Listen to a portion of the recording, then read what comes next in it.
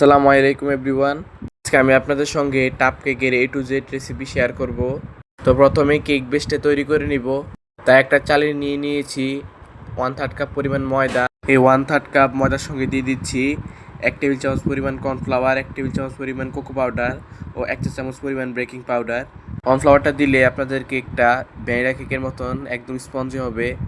এবার সবগুলো উপকরণ চেলে একটি সাইডে রেখে দিব।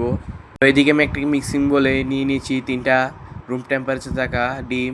এবারে 3টা ডিমকে 10 থেকে 15 সেকেন্ড ভালো করে বিট করে ফেনা তৈরি করে নিব। তারপর চিনি অ্যাড করে দিব 1/3 কাপ পরিমাণ। আপনারা মিষ্টি বেশি খেতে চাইলে হাফ কাপ চিনিও ব্যবহার করতে পারেন। চিনিটা দিয়ে একদম ভালো করে বিট করে নিব যতক্ষণ না পর্যন্ত একটা ফোম তৈরি হয়ে যাচ্ছে। তো দেখতে পাচ্ছেন আমার ফোমটা একদম রেডি। তো এখানে আমি দিয়ে দিচ্ছি চকলেট ইমালশন। এখানে হাফ চা চামচ ইমালশন ব্যবহার করেছি এবং এর সঙ্গে দিয়ে দিচ্ছি একটু ফ্লেভারের জন্য ভ্যানিলা এসেন্স। আরেকবার ভালো করে সবগুলো উপকরণ মিশিয়ে বিট করে নিব। এবার ডিমের ফোমের সঙ্গে এই উপকরণগুলো 10 থেকে 15 সেকেন্ড বিট করে নিলে কিন্তু হয়ে যাবে ফোমটা।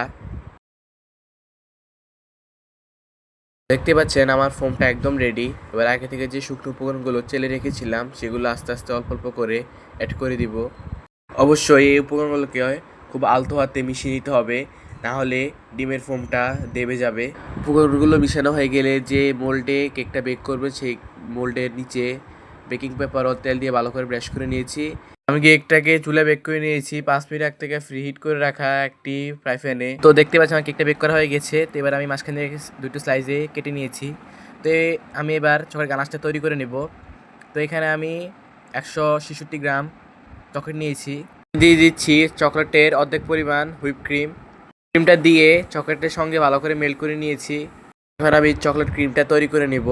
তো আজকের এই টাপ কেক ডেকোরেশন করার জন্য আমার বেশি ক্রিম লাগবে না, হাফ কাপ ক্রিম হলে যথেষ্ট। তো এই ক্রিমটাকে ভালো করে বিট করে ক্রিম তৈরি করে নিলাম। তো আগে থেকে চকলেট গানাশটা তৈরি করে রেখেছিলাম, আজ থেকে অল্প একটু গানাশ দিয়ে ক্রিমটা তৈরি করে নিয়েছি।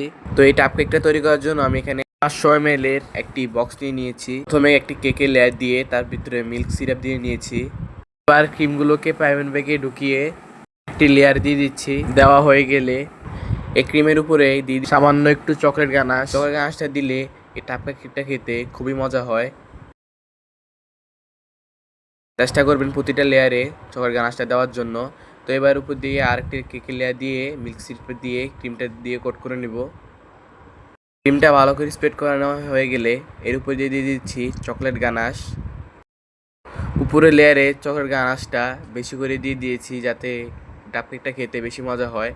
তো এবার ডেকোরেশনের জন্য উপর দিয়ে দিচ্ছি চকলেট চিপস। তৈরি হয়ে গেল আমাদের দারুণ স্বাদের চকলেট টাপ কেক। এই টাপ কেকটা খেতে এতটা মজা হয়ে থাকে যে প্রতিটা বাইটে চকলেটের একটা ফিল থাকে। এই টাপ কেকটা আমি ফ্রিজে রেখেছিলাম, নর্মাল ফ্রিজে। তো আমি ফ্রিজ থেকে বের করে আপনাদের দেখাচ্ছি এই টাপ কেকটা কতটা সুন্দর হয়েছে দেখতে। দেখতে যতটা সুন্দর হয়েছে খেতে তার থেকেও কিন্তু বেশি মজা হয়েছে।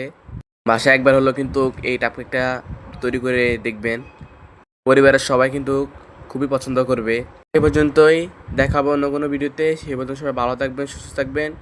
সবাইকে আসসালামু আলাইকুম।